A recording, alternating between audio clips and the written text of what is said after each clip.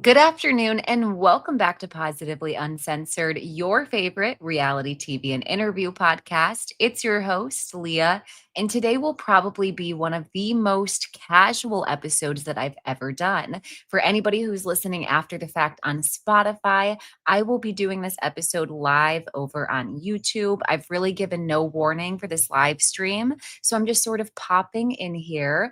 But today is a rainy day.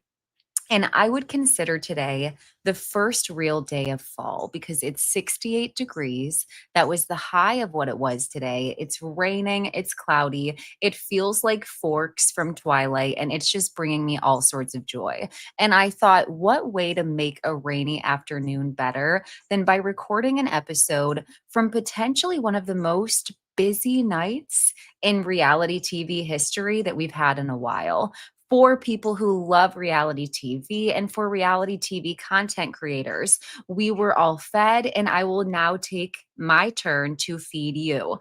I'm going to be getting into what is it? Love Island games. I'm going to be talking a little bit about Dancing with the Stars. I didn't really take any notes from it, so I'm just going to be going off the cuff. But I have a couple of thoughts that I would like to talk about, which also relates into my thoughts on Janae Craig's episode that she did that premiered today on Chicks in the Office. And there was one more thing I was going to talk about. Oh, the last Salt Lake City, Real Housewives of Salt Lake City premiered last night. And I also want to talk about Alex Hall and some of the recent posts that I've seen from some other reality TV celebrities and sort of just how that relates to the commentary that I always like to tap in on in our socio-political economy. First of all, let me greet everybody in the comments. Hello, Toya. Hello, Kimberly. Hello, Priya. Hello, E1. It's so nice to have each of you here. Thank you for joining. Thank you for being in the comments. If you would do me a favor, each of you, and since I've named you by name, I feel like you're likely feeling compelled. Please like this video and let other people know that I'm on. I don't think this is going to be a big live stream, and that's exactly the way that I want it. I think I'm going to start this episode rather heavy. So I'm going to give people permission to tap into conversations that they're interested in and then tap out of conversations that they're not interested in. I'm going to start by talking about Alex Hall, who's a cast member on the show Selling OC, which is a spinoff of Selling Sunset, and the thoughts that she shared to her Instagram the other day. After I talk about that, I'm going to get into Janae's interview so that I can close some tabs up both mentally and physically on my computer. So I'm going to be jumping around. Those are the first two topics that I'm going to get into. I see in the comments, I absolutely refuse to give that podcast, Chicks in the Office, any engagement, even for Janae. And for that reason, I've got you because I will be pulling up a couple of clips from the episodes. I think I have a pretty good noise cancellation on my microphone, so you likely can't feel or hear the cathartic rain that's outside my window, but it's setting the mood. It's setting the mood. Like I said, this is going to be a very casual episode. I haven't preliminarily pulled everything up, so it's going to take me just a second here. As I said, this is going trigger warning for racism because I'm starting with Alex Hall and the post that she shared regarding Charlie Kirk. I'm going to make myself a bit smaller so that you can see the post larger if I can figure out how to do that. I know that you probably still can't see it. Let's see. There we go. Okay, let's do that for a second. I'm going to take myself off of the screen. This is the post that Alex Hall shared. I'm going to read it, then I'm going to provide my thoughts. Please remember, if you're listening to this podcast via audio later, these are not my words. I am reading Alex Hall's post on her story. She posted it, and when I saw this, I didn't even believe that it was real at first because I didn't want to. And I had to go to her Instagram to see it with my own eyes because I had seen it on Reddit. She said, "I'm just going to say it. Immediately stop. You didn't never needed to say this. I feel like this man is the MLK of our generation."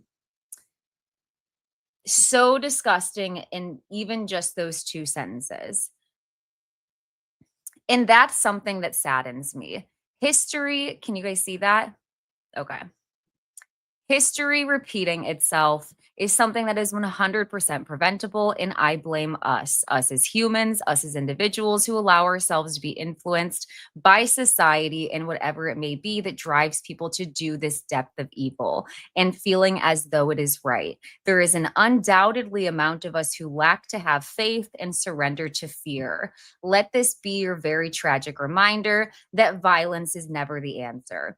So that's the post that she shared on her story. Now, I think that immediately she should lose her job.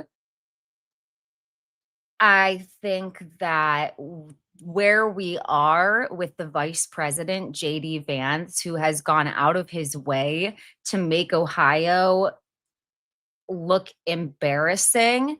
I think with him going on a news conference and basically just saying, and I'm paraphrasing, so don't quote me, but basically saying that, hey, if you see somebody celebrating or criticizing Charlie Kirk's death, you should call their work. You know, like we need to combat this, call their work, call it out. And I just think it's absolute insanity and hypocrisy. First of all, Alex Hall, you have so much white privilege to not lose your job over this. Second of all, because you are born and raised in Orange County, and I spent 4 years there myself. I am no longer there, but I lived there for 4 years. I would bet my bottom dollar that your education is probably on par with what I received in Ohio. In let's just call it a comparable city, right? I'm right there on the water. A lot of people are very conservative. You don't know American history. You know whitewashed history, and then you became a real estate agent. And I doubt that you've ever done any additional work to actually learn about the civil rights period, actually go back and learn about slavery, actually learn about our country's history. So for you to even make the comparison or act like MLK was somebody who was important or revered in your life is a laugh. Then to compare him to somebody who was paid large amounts of money to be divisive and say hate speech that was anti-trans, ableist, anti-woman, anti-black, pretty much anti-everything, and under the guise of Christian evangelicism, for you to sit there and act like he was a good representation of Christianity, I think it's offensive. As a pastor's daughter, that's not the version of Christianity that I've read about. Okay. I read about the version of Christianity that's helping the most oppressed. And I think that Alex Hall looking up to somebody like Charlie Kirk is a pretty good example of the exposure that people have to Christianity by way of somebody who platforms hate speech. And then they think that that's what Christianity is. That branch of Christian nationalism, that branch of Christianity that's I don't even know what word to use other than pro-white, that's embedded in white supremacy, that's embedded in, like I said, anti-woman. I'm at a loss. Like, I think the worst thing that's ever happened to Christianity is this mixing up and this indoctrination and this taking over of Christian nationalists who have changed what it means to be a Christian, for you to think that Jesus, God, whomever you serve would ever sit at a table with somebody who's divisive, with somebody who allows people to all but all but serve and praise them like an idol. It's so beyond me. And it's not lost on me that this is Alex's, a creator on TikTok who, if I had my phone, I would love to shout out. I will possibly try to put in the details of this episode afterwards. No, I will put it in the episode afterwards. But a creator on TikTok really said things well. If this is your first time ever speaking out against any type of political violence, If this is the first time that you think that the world has ever been violent or that your heart has ever been heavy because of the violence in this world, then your head is in the sand. You don't care. You aren't aware. Your values are false. And it's just offensive. And you know what? Jason Oppenheim and his brother Brett are no better. They're absolutely the same person. One of them couldn't even stand to see adolescents ranked at the Emmys because the show to them was supporting this like anti-male. The last thing I'll say on the topic of politics is I've tried to find the words to say this for a very long time, and I've never found like the proper words, and I don't think I ever will, nor do I know like the proper place to implement this in my episodes. But the memification of society has been the downfall of society. This contrarian place in society where men who isolate themselves intentionally so because society detests them and women, and then they seek out communities of other people like that and share harmful memes. I, it's just so gross. If Mussolini, if Stalin, if Hitler was alive today, people would make memes of him. And that sort of culture, that sort of incel culture that we're in right now is just really disgusting. And Charlie Kirk being platformed as if he was actually like a sitting person on the government, and them attempt lowering the flag for him instead of for children, or instead of from the thousands of Black people who are gunned down while they're unarmed by police officers. It's just gross. Like, it's just really gross. So, Alex Hall, I think you're gross. I don't think I'm going to be watching Selling OC. I don't remember if I put up Priya's comment that says many of the Selling OC cast members are Trump supporters and followed Charlie Kirk and Candace Owens, but I've seen that as well. Won't be watching. Won't be watching. I don't have people in my personal life whom I want to give my attention and energy to or time to that have those values. So why would I watch it on television? Okay. Moving along to Chicks in the Office. This is the episode that Janae went on, and this premiered today, like I said. I will not be an unbiased reviewer to the Chicks in the Office episode. I don't like Rhea and Fran's interview style. I find their podcast problematic. I think that they talk out of both sides of their mouth. And I think that they change their opinion based off of what the audience says. And a lot of times they just have horrible takes. And quite frankly, the fact that this whole entire video wasn't an episode with Janae tells me that they're like very unserious, or like, thank God she just knows how much time to spend with them, I guess, because it was very short. This was about 25 minutes. It is what you deserve in terms of spending time with Janae. But the interview was uncomfortable for a couple of reasons. Fran and Rhea, if I was interviewing Janae, I would be excited. When I connect with someone during my interviews, I accidentally have a habit of talking over them as I'm getting excited. So those are two things that I can understand. However, there's a time and a place, and there's a point of intention to try to really like give your guest the space and the floor, especially when you're talking to someone who's not white. Like, whether I'm talking to someone who's a woman of color, or whether I'm talking to a Black woman, or whether I'm talking to, and could still be a white person, but a marginalized person who is trans, I don't want to take up all of the space in that conversation. And the way that from the second this conversation starts out, they talk over each other multiple times during this interview. They talk over her. It's just flat out uncomfortable at certain points. Janae will try to interject herself and try to have a couple of thoughtful things to say, and it's like she's the one who's being interviewed, and they don't even give her the time and the space. I'm seeing Toya says, I wish Janae went to Kiki Palmer's podcast. I wish that I would rather see her chat with Kiki as well. And I would definitely rather see her chat with anybody other than these two. Anybody other than these two. I will say this.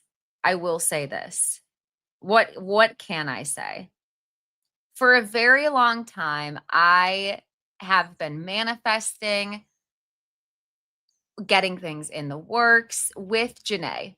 And that is coming soon. Okay.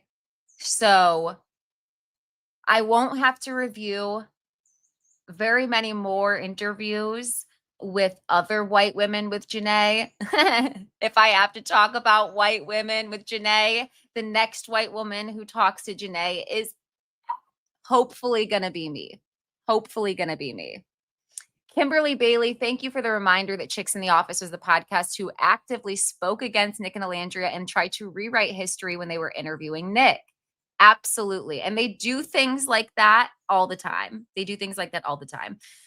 So I had the interview fast forwarded to one of the only portions that felt like it was like truly reflective and I actually got something out of. And that's not Janae's fault at all. That was the questions that they wrote. Okay. But she gives Janae an opportunity to talk about the parasocial dissection of PPG's friendships.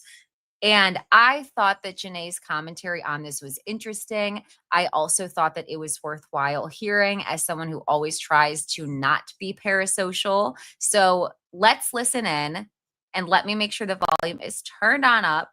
Meanwhile, you guys are like, hey guys, we're booked and busy. It's actually because, we're booked and busy, but like the last time I hung out with Liv, I didn't post. The last like 3 times, I think, maybe once.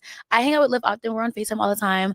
Last time I was Kayla, I didn't post. Me, Leah, and Serena, I feel so bad. We like starve you guys. But it would be weird almost if you posted every time that you talked to them or hung out. That's not and real. We love our privacy now. Yeah. So like we go to dinner and like we don't post, but like someone will catch us. I was eating like, oh, someone will post that. I'm like, you're welcome. You know what I mean? Like, someone got it. Yeah, but like, I don't know what it is. We probably should post more, but we also are like really busy. So like half the time we're on FaceTime. The other time when we're in person, we just want to like throw our phones out the window. So like we have like no phone rules. Like let's just sit and chill, no phone, like period. Like put it on D&D and stuff. Yeah. We probably should post more.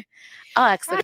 I like that when they're together, they truly just enjoy each other's company, because that's the one thing I'll give Fran and Rhea. They are correct on the whole idea of like your best friends in the world. You end up like either like not living in the same state as them or not having any photos with them. Or when you hang out with them, the both of you end up like not on your phones. Or if you're on your phones, you look like shit. You're sitting in bed or on the couch and you're both scrolling. And there's no, let's make content right now. Like, no, we look like shit. Like, we look like shit. I want to sit in my period diaper with my heating pad on my underwear.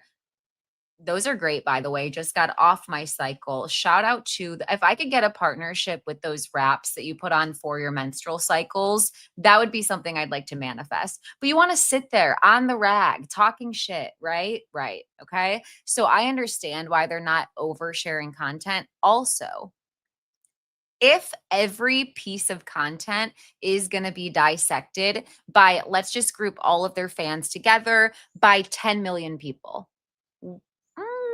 I don't think I'd want to post either. Like if you just get off of having a great girls' night with your girlfriends, and then all of a sudden, like you look to the internet and everybody's like, do you see the way that Serena's toenail is pointed towards Janae? Like that means that they don't actually like Leah, like because you only point parts of your body towards people who you're actually close with and want to give them your attention. Like, like I don't blame them for wanting to protect their friendship, their peace of mind. They're busy. Thank you, Toya. Barely have any photos with my closest friends. Exactly. Scrolling forward just a little bit, I thought Janae's thoughts on Aaron joining the show and also some of the things that Aaron had to say in his confessionals were interesting. So let's hear what she has to say. Yeah, which is so true. No, I'm sorry that we just had to start off with their laugh. Clearly didn't start it at the right point. It's just it was great seeing their connections. Yeah. What did you think about Aaron coming back? I think that we were all a little bit surprised watching Aaron because all of us were. The year before that we were like, this guy's got to get it together, and then he comes back being like, I'm the one who has it together. Like, you know? I finished the his season. I opinions was were like, what an interesting. interesting yeah, guy. it was quite a switch up. I kind of hate when you talk to someone. That was an example. Now I'm cutting her off. LOL. Apologies. That was an example of a time where I felt like they should have just shut the fuck up and see like where she would take that. That's just an example. In person and like they have like the nicest things to say and it's genuine, it's love, and then you watch like their like how we have like our interviews, you watch the interviews, I'm like, that's weird because that wasn't the energy when I just saw you when we were having lunch. But just like, it's okay, is that how you feel? That's how you feel. He's obviously been through a lot. I like to give people the benefit of the doubt even when I shouldn't, but like Exactly, because we've all been through a lot. What? What? Like, yes, Aaron's been through a lot. Like, he's been through so much. I'm like, you know what, Aaron, you get a pass. Like, you don't even get a pass, but like, there's only so much energy I can put into certain things. For the most part, like, I enjoyed when we were filming together. I enjoyed my moments with him. You know what I mean? Like, it was good. He obviously had other ways to feel about it after, which is like whatever, that's you as a person. But like, it was never ever like shitty, I guess. And stuff. I know I say some really like off the wall things sometimes, but like they're just genuinely my thoughts. This is just me sharing them. Sometimes it feels like that nice nasty, especially because I grew up in the Midwest, is almost like exclusive to white people. Like I know that Aaron's all the way across the pond from where he's from, but like he's European. Like that nice nasty, like your parents like really teaching you that you can't show people your true feelings and you should never be rude and it's better to be fake to somebody and then talk about them afterwards. That feels like something that's like a very white trait. Like let me know in the comments. Let me know after you're listening later. I don't know. I still wish him nothing but the best. I just think that he's a perfect example of like prioritizing mental health. Yeah. You know, I think he thinks that we all need to like, prioritize our mental health and like we are the switch uppers. I'm like, buddy. Yeah. It's tougher. Exactly. That was like that part especially. Aaron does preach mental health and he talks about mental health and he talked a lot about Kayla's mental health and like wondering if she was making the correct decisions. But it's like, Aaron, I'm still questioning why you did this show because it doesn't seem conducive to positive mental health for you, even having to navigate a connection or a relationship with Kayla. You know what I mean? Like it doesn't. Yeah. And I'm seeing in the comments, I'm going to get sidetracked. I'm seeing people agree. Like, like I'm seeing Hallie Bella says, my husband is white. And yes, I agree. I'm seeing it. There's something about that that's very harmful. Like, that's why I say that like being nice instead of kind is harmful. And that's a good example. I haven't heard the term nice nasty in a long time, but true. I would describe most well-intentioned, are they though, white people from back home in my hometown as nice nasty. And because of that, I don't consider them well-intentioned. So, Aaron, you're fake. You've been fake. You've acted fake towards Janae before. I think you're scared of audience criticism. However, I think there's also like a decent bit of misogyny behind that because when you were talking with Kenny about his relationship, like you had no awareness that like Kenny could be the problem and you think that it's Janae. And it's like you have no concept of like the racial nuance of the situation and why she didn't want to talk with Connor. So at the very minimum, Aaron just like gives his opinion on situations in which he fails to have the lens to actually see. Right? Let's move forward to the, I believe, last thing. Yes, this is the last timestamp that I wanted to show you all.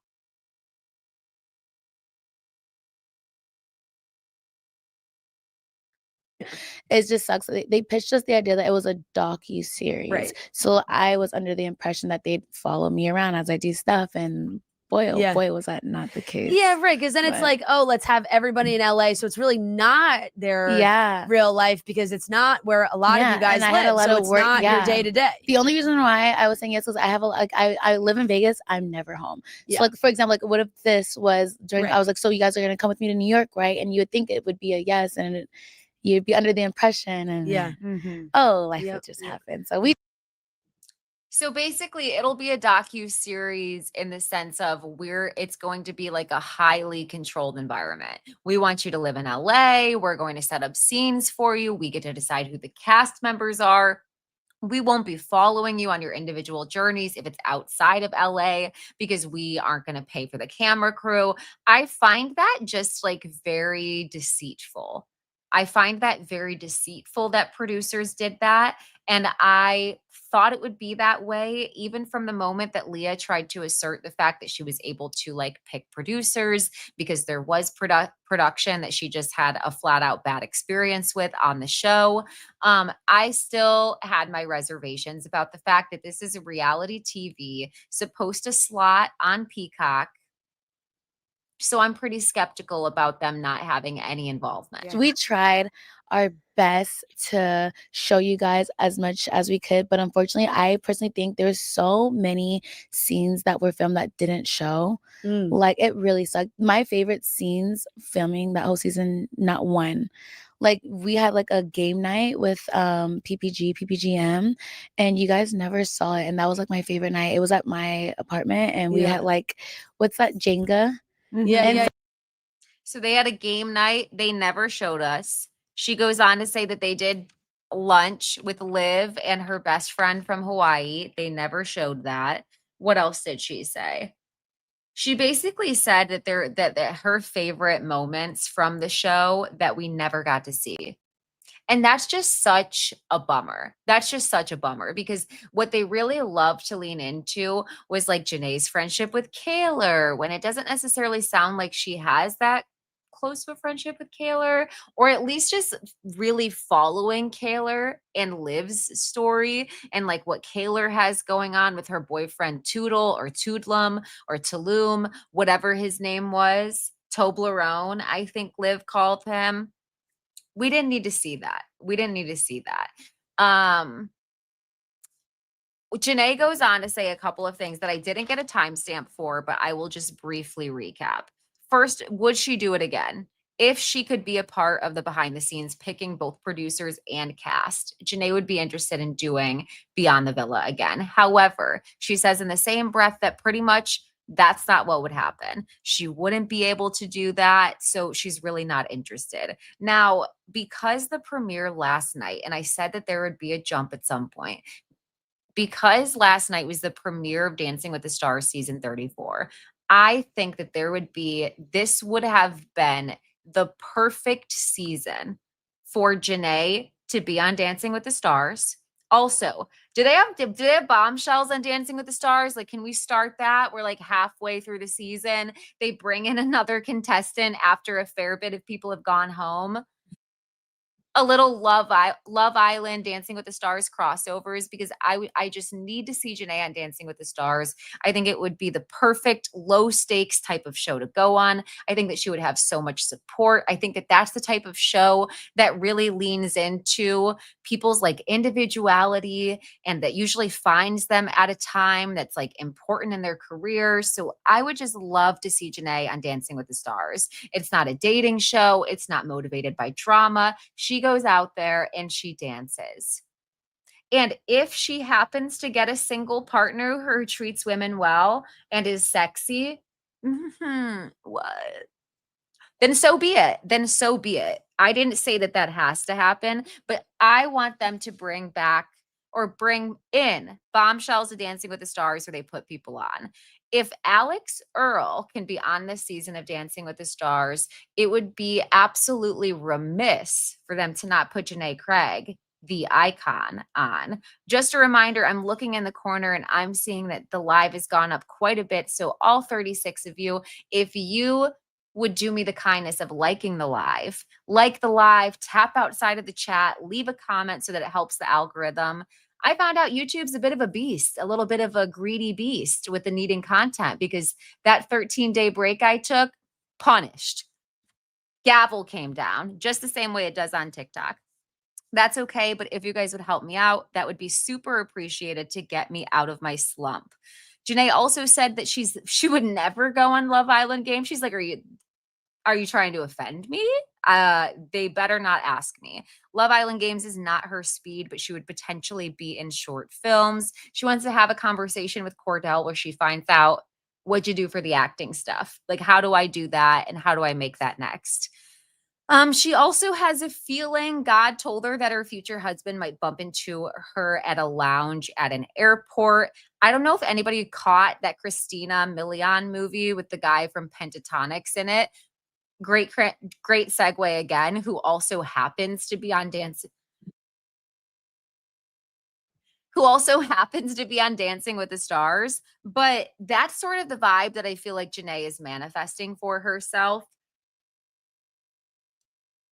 I hope, like, listen, airport's actually a pretty good idea. They have to go through security. They can't be on the no-fly list.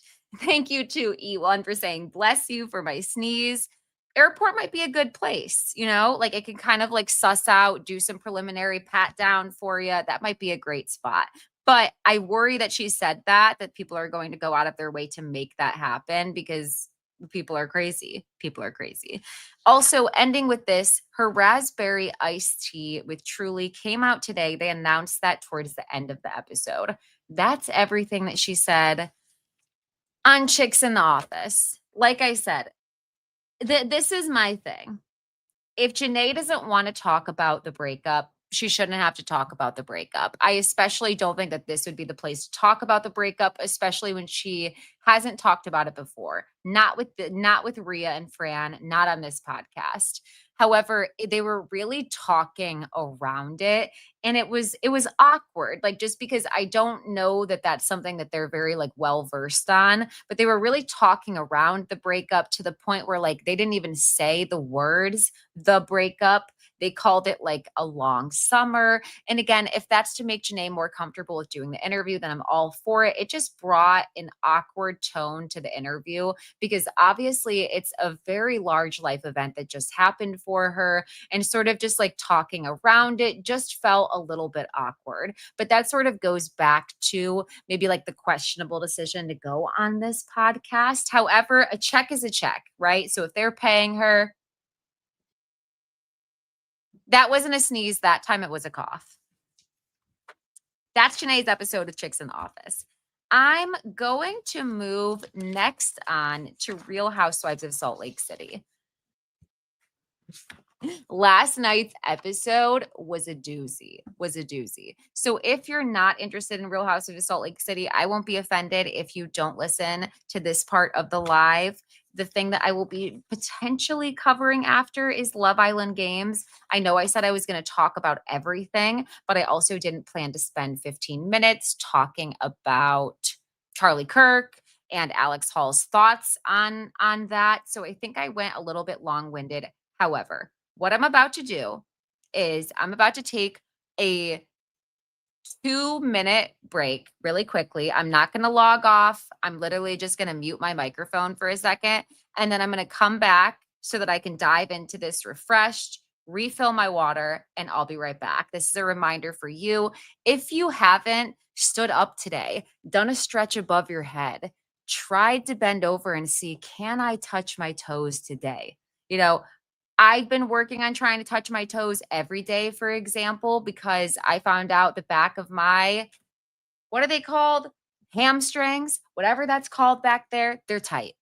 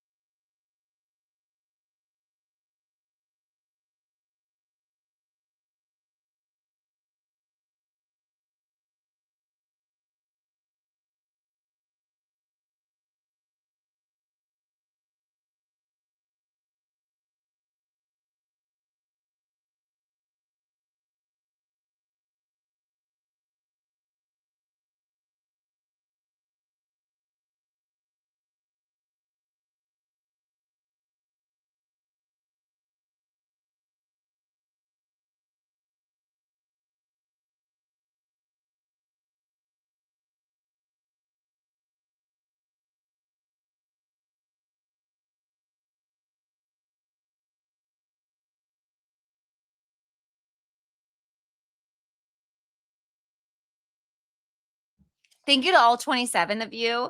Touch my toes in this economy. LOL. Thank you to all 27 of you who hung on. I'm sorry. I know that that's super unprofessional, but as already stated at the beginning of this live, this will probably be one of the most unprofessional. We can just call it that. We can call it relaxed lives that I've ever done. What did you just go do, Leah? I lied. No, I didn't. I did go refill my water. But also, I went and took a hit. I needed one. Charlie Kirk got me really aggravated. It like dried out my lips to talk about that. And I went pee and I feel better. And I got myself a Coca-Cola. In this economy, a mini Coca-Cola, right? Right. Let's talk about, no, I lied. Look at me lying. I'm not going to talk about Real Housewives of Salt Lake City. We're going to talk about Love Island games. Last night, I met a lot of people who I don't know. I can't promise you that you're going to know them either, nor can I promise that I have a great descriptor of every person. I certainly did not take notes on every single person's introduction, but I did try to take notes throughout the story, the session. Lucinda's new to me. Lucinda is new. She came in. She's British, but she was on a season of UK. She was also on a season of Australia. And what was funny to me about Lucinda is, again, I'm not familiar with you, Lucinda. Like, this is my introduction. But I have to say, first impressions, making a man feel a little self-conscious, I admire it, right? Because basically, Chris is back in Fiji. It feels like he's never left. I made this analogy over on my TikTok, but because it's a waste of a good joke, not to say again, first of all, Chris trying to give a tour of the villa felt like a super senior. But Chris being back, I don't know, like it's just his height. Like, it just reminds me of a super senior. Like, what are you doing here? Even in college, like, what are you doing here? So anyways, he comes in and he's like, hey, like, I'm pretty sure most of you know me. And Lucinda's like, why would we know you? Why would we know you? Cackled. He's like, all right, well, I guess if you don't, listen, babe, your season just came out. I wouldn't be surprised if Chris and like the group of Casa boys who made it to the Final Four got a tattoo that said Final Four, got a tattoo that said season 7. Like, I wouldn't be surprised by any of it. But she's like, I don't know who you are. That's my purse. I don't know you. King of the Hill voice. Now, who is this? What is this? No. Oh, Tyreek. Okay. Tyreek arrives by helicopter. Tyreek is a menace. He's always interesting for me to watch. He was from season of UK. Is Tyreek a good person that you would ever want to date? No. Is Tyreek good television? Sometimes. Like, I don't want to see a Black woman have her feelings hurt. So like, let me throw that out there. And Tyreek would certainly hurt somebody's feelings, whomever he's with. But he arrives by plane, by helicopter, and we find out that him and Andreina, who's already there and also on season 7, but somehow doesn't feel like a super senior. I don't know, can't explain. But basically, they've already been in each other's DMs. She's interested, and they end up coupling up with each other later. Now, Chris says outright, this time he's here for the money. He also says that he's sick of the narrative that he's not a gentleman, because just because he didn't carry Huda doesn't mean he's not a gentleman. And you know what, Chris, to that, I agree. Like, I agree. Okay.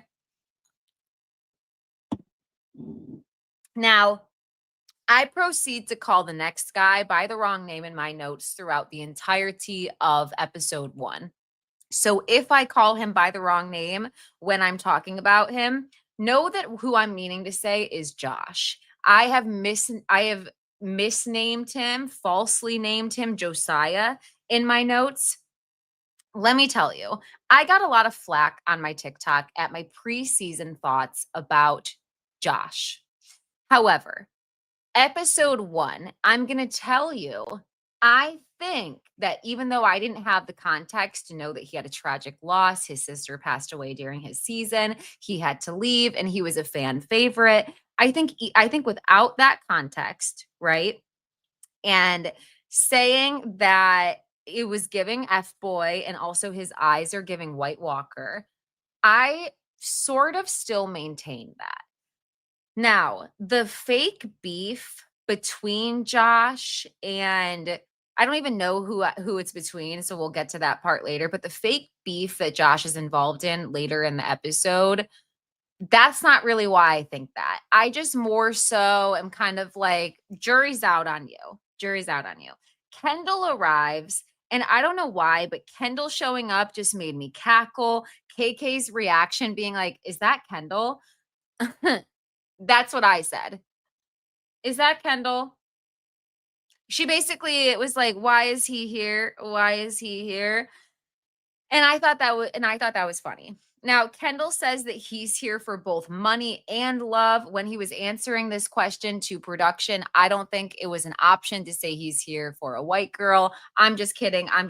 Not too much on Kendall. That's just sort of how Kendall's presented himself to us, right? But he presents himself differently episode 1. And we do see him kick it off with Gabby. It could be Garby, Garbi, who I believe is from Belgium and speaks Dutch. And she is hands down one of the most stunning women on the show. And she's also a Black woman.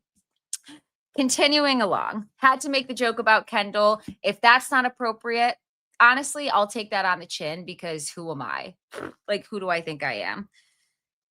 KK is back, and she's back with a little bit of a different take on her blind loyalty that she gave season 1. This time around, you've got to earn it. And I appreciate her saying that right off the bat because that's what you should do. Let's set intentions right off the bat. And we are here as the audience to hold you accountable by sending home anybody whom we think is getting in the way of that, right? And we expect you this time, KK, don't go home with them. Don't do it. You're not going home. You're staying this time. If we separate you, it's divine intervention. Now, Mert is brand new to me. I have no idea who he is. He's attractive enough. He's got a good body, borderline statuesque, but Mert is too good looking. And his veneers are a little bit too much. Hello, Papa. Hello, Papa. Like, it's just, I'm not a fan of veneers. I love a natural tooth, right? Right? Okay. They look bad. It looks like if you go like this, I'm not sure if they're made out of wood, if they're made out of plastic, if they're made out of a chiclet from a Dentine ice package. I just don't like the looks of them.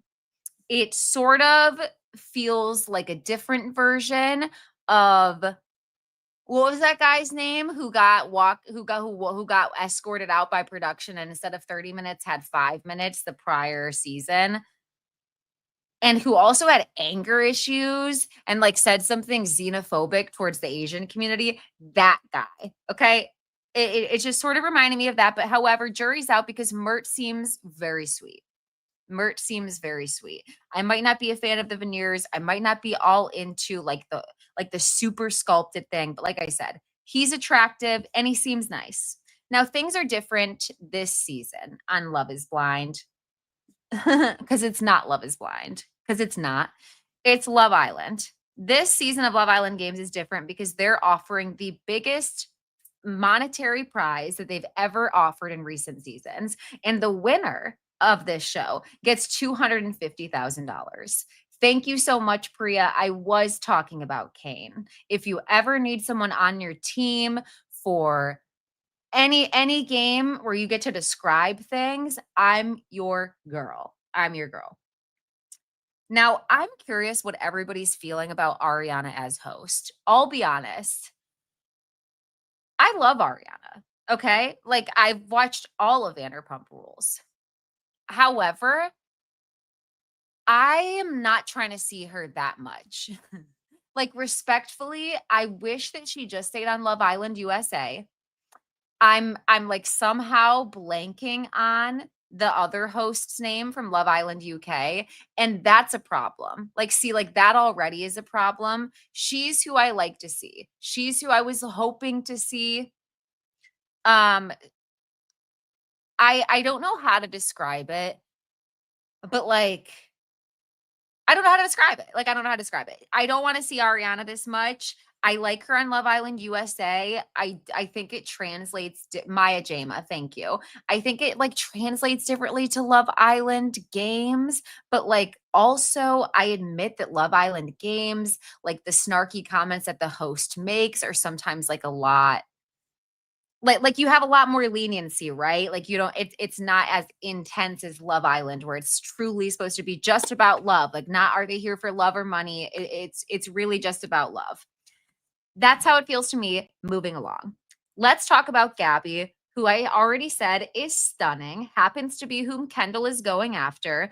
And whether she's from Belgium, whether she's from Dutch, she's perfect. She speaks Dutch. She learned to speak American, has a perfect English, I should say. Not American. Jesus. Take back everything I said about my level of education. Just kidding. I'm still smarter than some hoes. Gabby's accent's perfect. Like if she, I would never guess that she didn't grow up speaking English. I would never have guessed that she didn't grow up here. Like, she has the accent on lock. And to that I say, maybe my Spanish teacher had, maybe Miss Van Tresco, maybe you were right to try to just turn on like telenovelas for us and movies in Spanish instead of like teaching sometimes. Just kidding. She would teach, but maybe they were onto something with just watching film and media. I can certainly say for me, I have to be practicing the language to learn it. Like, yes, listening helps me, but when I lived in California, I learned a great amount of Spanish. I learned Farsi. I learned how to speak some Korean. I don't know, you name it. I probably tried to learn it at least once. Okay, the first challenge that they played on the game. Okay, by the way, I take back what I said about Nicola looking like Teresa Giudice. I do think they still kind of look alike in the casting photo, but in person, and this is early Teresa Giudice. This is not Teresa Giudice now. This is Teresa Giudice season 1 before she did anything, right? Okay, so it's and I believe, by the way, that Teresa Giudice was pretty. So that's a compliment. First of all. Second of all, the challenge was called Ruin Me. It was gladiator themed, and it was girls against girls and same for the boys. I'm going to be very honest with you. My favorite thing about Love Island challenges is the fact that they aren't really game based, and it's really just about who's going to suck each other's face, who's going to say something shady, and like it's a lot of reading cards off. I'm not somebody who loves physical challenge shows. I can't get into them. I don't find them interesting to watch. If I wanted to watch American Ninja Warrior, I would. However, they do put some spice on it because they get to make out with each other, but still throughout the entirety of Love Island Games, I know it's games. Like, that's the whole point, Leah, but you won't ever hear me offer much commentary on the challenges. Now, that being said, I'd still like to point out the fact that despite not liking challenges, Gabby crushed it. Gabby crushed it. She was the fastest Islander out of the boys and the girls. She beat the boys. Fastest Islander to complete the challenge. And I think that was definitely a hit to the guy's ego. Now, the thing about this challenge is whoever won the challenge and had the fastest ranked times also got to be the first person in chronological order of how fast you finish the challenge is how you get to couple up. Now, what was interesting is once first place rankings were announced, which was Chris, who got awfully cocky once he got up there, and Gabby. Once that was announced, they didn't, and they had the opportunity to couple up with each other and potentially form a power duo because they didn't pick each other to kiss in the challenges. So potentially there's no spark there initially, right? But they could have coupled up purely to win the game as the best competitors in the challenge. They decided not to, and instead they got to pick, but they don't get to know what the other Islanders' ranking was. That's what was interesting because typically whoever ranked 5th, whoever ranked 6th, we would be sitting there forever and waiting for them to have the opportunity to pick, but they didn't know the rankings. So sometimes, like Gabby, I think Gabby actually did couple up with the slowest Islander. She did. It was Kendall. Kendall came in last. She ended up coupling up with him. Whereas Chris coupled up with KK, who came in 4th. So I thought like this was sort of like an interesting way to do the challenge. Andrea, not Andreina. Andrea came in 2nd. Tyreek came in 2nd for the guys. And then Nicola and Mert came in 3rd. Now, who did they pick, right? That's the question. Andrea picked Josh. And I don't know why, but I just already knew she was going to pick Josh. Like I just knew that was going to happen. And another thing you won't hear throughout the course of Love Island games, I think I would bet money on the fact that I'm not going to change my stance on Andrea. She annoys me. She's not somebody who I would hang out with. She cried too much. She was way too male-centered. And yes, those are the type of people who you want on Love Island, but she's not my cup of tea. I don't remember what she did that I thought was anti-Black or problematic, but I know she did some shit. So Andrea picks Josh for convenience purposes of providing a descriptor for the audience because I'm not going to pull up pictures. Josh was the one who was on either season 3 or season 3, I think, of US, and whose sibling passed away and whom I think looks like the White Walker. Now, Tyreek picks Andreina. Now, if he didn't pick Andreina, she would be salty because they've been in contact, as stated. They've been in each other's DMs. Nicola and Mert, now being the last to choose and coming in 4th, they just basically got coupled up with somebody by default. So their choices don't even really matter. But for sake of continuity, Nicola ends up coupled up with Isaiah. I'm actually happy about that because surprisingly, like I also had Isaiah pegged as a D-bag. It wasn't just Josh, right? Like not too much on Josh. I also said that about Isaiah. I liked the way that he said that he sees a real competitor in Nicola and like he thinks that they would be a good couple. Like I just sort of liked the way that he talked about her. And I know that the bar's in hell, but while it's there, we might as well pick it up and pass it over to Mert, who also didn't get to pick who he coupled up with. He got coupled up with Lucinda. However, it seems like he was pretty happy about this. He said that he was speechless. At first, I thought he was just saying that because he was unhappy, but I think he actually was pretty happy about being coupled up with Lucinda, who was the one who asked Chris, and who are you? And who are you? And so, okay, good enough. The game is over. We have our couples. When they go back, this is when Chris says, let me give everybody a tour of the island. No. Like, what are you going to do? Be like, this is where Huda sat with our fake baby and screamed at me. This is the spot where I had my last date. This is where I, got a cut shaving. Nobody wants a tour from you. You don't need to nail home the fact that you were just on the island. We get it. Everybody gets it.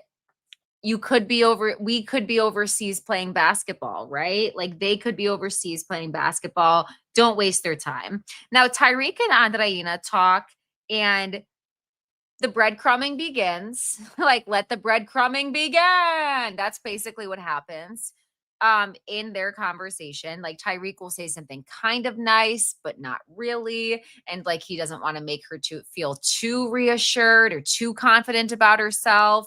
So when she's like, there was no other choice but to pick me, he's like, I mean, there was other choices. that's my too long didn't read of their conversation.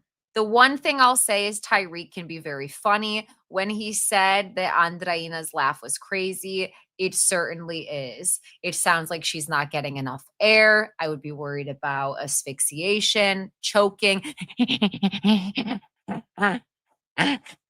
Like, I don't even know that I can do it, but I don't even know that I can try to do it. But Andreina's laugh, she said that she has a few versions of her laugh.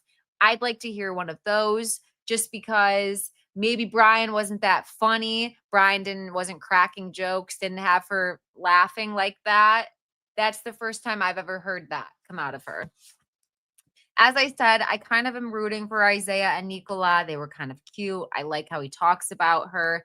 Chris and KK have a conversation where he tells her that he liked the woman that she was on television. And what he means by that is she was a ride or die. And what men really mean by that is you will do too much for me that I don't deserve when I'm doing something wrong. Like, to me, that felt like an acknowledgement of, you're my type of woman. If I mess up, if I get kicked out, you're coming with me, wrong or right, we're a united front. Like, I think that that's really what Chris wants.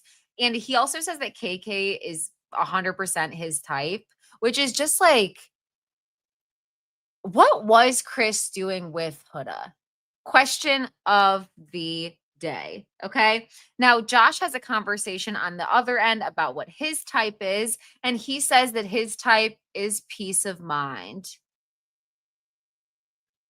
I don't believe that. I hope it is. Grief and loss can absolutely change your perception on life. He could be very mature.